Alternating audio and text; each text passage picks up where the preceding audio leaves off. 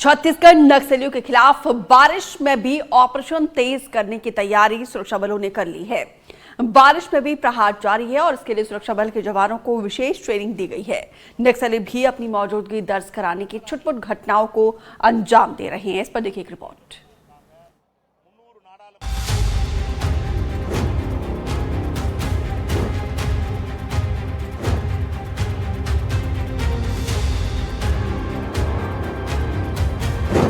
ये तस्वीरें बस्तर संभाग के घोर नक्सल प्रभावित इलाके बीजापुर की हैं, जहां पामेड़ के जंगलों में नक्सलियों का स्मारक ध्वस्त कर दिया गया।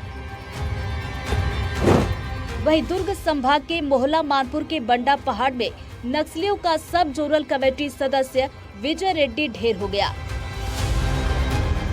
साथ में 10 लाख का इनामी लोकेश सलाबे भी मारा गया। गरियाबंद में नक्सलियों का कैंप ध्वस्त कर दिया गया। केंद्र सरकार के 31 मार्च 2026 तक नक्सलवाद के खात्मे के संकल्प से छत्तीसगढ़ में नक्सलियों की नींद हराम है। बहुत दिनों से हम लोग ये बड़े कदर्स के पीछे लगे हुए थे, या तो सरेंडर कर दें या फिर किसी भी तरह इनकाउंटर में मारे जाए। जैसा कि जो कल इनकाउंटर हुआ जिसमें जो है डीआरजी मोला मानपुर, डीआरजी कांकेर और आईटीबीपी जो हमारे जिले में तैनात है, तीनों का संयुक्त अभियान था।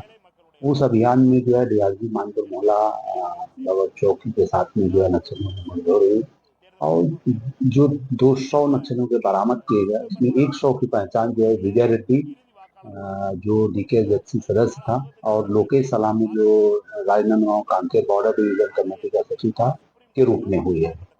विजय रेड्डी के ऊपर छत्तीसगढ़, महाराष्ट्र, आंध्र प्रदेश और तेलंगाना कुल 4 स्टेट को मिलाकर 90 लाख रुपए का जो है इनाम घोषित था और लोकेश सलामी के ऊपर छत्तीसगढ़ और महाराष्ट्र दोनों को मिलाकर कुल 26 लाख रुपए का इनाम घोषित था।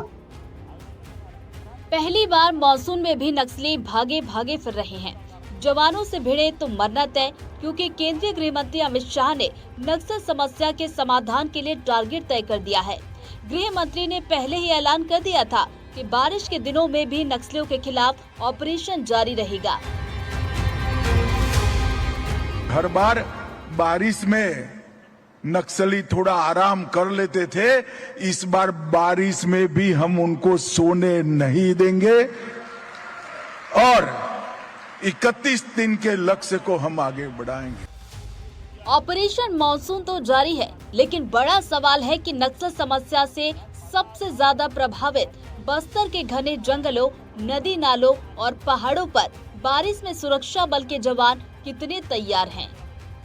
इरादा भी काफ़ी मजबूत है और मनोबल भी काफ़ी अभी ऊंचा है। उसी हिसाब से आने वाला मानसून की अवधि में भी सुरक्षा बल द्वारा लगातार अंदरूनी इलाका में और सीमावर्ती इलाका में सिक्योरिटी फोर्सेस के माध्यम से DRG, STF, Bastar fighter, cobra, CRPF, BSF, ITBP या अन्य तमाम सुरक्षा बल द्वारा एक कोऑर्डिनेटेड अप्रोच के तहत कार्रवाई करेंगे ताकि मानसून के पीरियड में भी हमें काफ़ी उल्लेखनीय सफलता प्राप्त हो सकता है। और जो अभी तक माओवादी के खिलाफ जो हम दबाव बढ़ा कर रखा, उस दबाव को और भी बरकरार कर रख सकते हैं और आने वाला बहुत जल्दी नक्सल समस्या को इस इलाके से खात्मा करने की दिशा में हम और मजबूती से काम कर सकें। सुरक्षा बल के जवानों ने मानसून में सर्चिंग अभियान की सिर्फ रणनीति नहीं बनाई, बल्कि प्रहार भी जारी है, जो इस ग्राफिक्स के जरिए समझा जा सकता है। नक्सलियों पर शिकंजा। बीजापुर में 12 जुलाई को मुठभेड़ में 2 नक्सली मारे गए। राजनांदगांव और मोहला मानपुर में लगातार ऑपरेशन जारी है। 7 जुलाई को बीजापुर के नेशनल पार्क में सोढ़ी कन्ना ढेर कर दिया गया। पीएलजीए बटालियन नंबर 1 की कंपनी 2 का था डिप्टी कमांडर। सोढ़ी कन्ना को हिड़मा का करीबी माना जाता था। 9 जुलाई को सुकमा में सोढ़ी गंगा को गिरफ्तार किया गया। माओवादी संगठन का आरपीसी अध्यक्ष है सोढ़ी गंगा। सोढ़ी गंगा एएसपी आकाश राव गिरपुंजे को मारने का आरोपी भी है।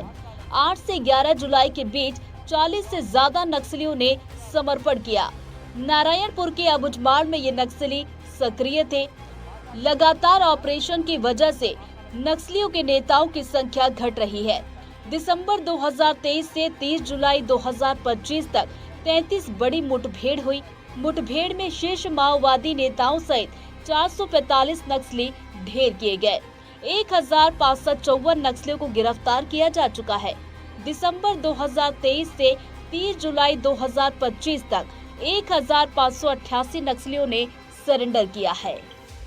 मानसून में भी बस्तर ही नहीं, रायपुर दुर्ग संभाग के जंगलों में भी नक्सलियों पर ताबड़तोड़ प्रहार जारी है। तय समय सीमा में क्या नक्सल समस्या सच में खत्म हो जाएगी, इसका जवाब मार्च 2031 में ही मिलेगा। रायपुर से अपने कैमरा सहयोगी प्रवीण साहू के साथ नीलेश त्रिपाठी की रिपोर्ट, NDTV।